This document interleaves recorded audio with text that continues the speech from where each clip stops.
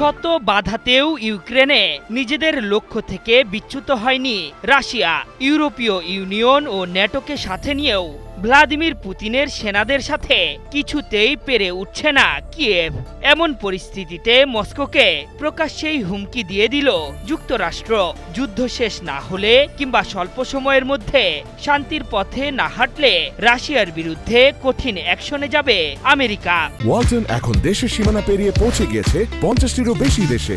ওয়ালটন, ঘরে ঘরে বিশ্বজুড়ে। জার্মানির ভূখণ্ডে দাঁড়িয়ে প্রকাশ্যেই এমন হুমকি দিয়েছেন পেন্টাগন প্রধান পিট হেগসেথ।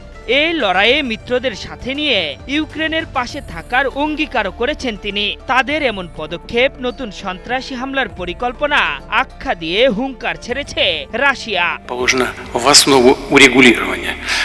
রুশ সংবাদ মাধ্যম আরটি জানিয়েছে, বুধবার জার্মানির রামস্টেইন বিমান ঘাঁটিতে অনুষ্ঠিত এক আয়োজনে রাশিয়াকে চরম মূল্যের মুখোমুখি দাঁড় করানোর হুমকি দিয়েছেন পিট হেগসেথ। তিনি বলেছেন, যদি এই যুদ্ধ বন্ধ না হয়, যদি স্বল্প সময়ের মধ্যে শান্তি প্রতিষ্ঠিত না হয়, তাহলে মিত্রদের নিয়ে প্রয়োজনীয় পদক্ষেপ নিয়ে রাশিয়াকে চরম মূল্য দিতে বাধ্য করবে আমেরিকা। আর এজন্য পুরোপুরি প্রস্তুত মার্কিন যুদ্ধ মন্ত্রণালয়।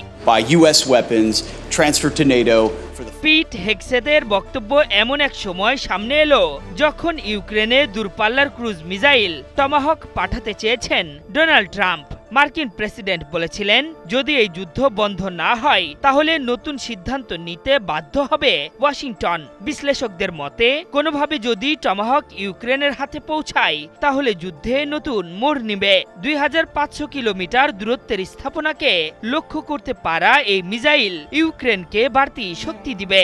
আর এই মিসাইল ব্যবহার করে সরাসরি মস্কোর সামরিক ঘাঁটিতে হামলা চালাতে পারবে কিয়েভ। এদিকে ইউক্রেনে টমাহক পাঠানোর খবর চাউর হতেই ক্ষোভ জানিয়েছিলেন ভ্লাদিমির পুতিন।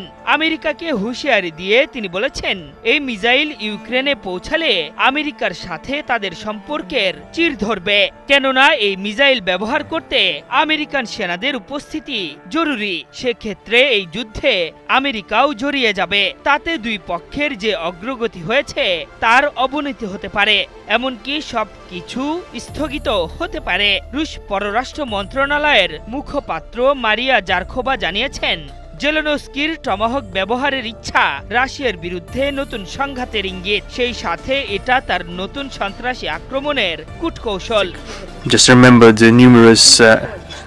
আলাস্কা বৈঠকের পর পুতিনের পক্ষ নিয়ে সাফাই গিয়েছিলেন ডোনাল্ড ট্রাম্প। এর 2 মাস না যেতেই চোখ উল্টিয়ে যুদ্ধের দখল হয়ে যাওয়া ইউক্রেনের ভূখণ্ড ফিরিয়ে আনার সম্ভাবনার কথা জানান মার্কিন প্রেসিডেন্ট। এরপরই মূলত ইউক্রেন ও পশ্চিমা জোটের বিরুদ্ধে শক্ত অবস্থান নিয়েছে রাশিয়া।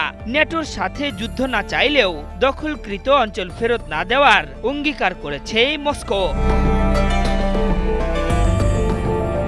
আশরাফুল ইসলাম, একাত্তর।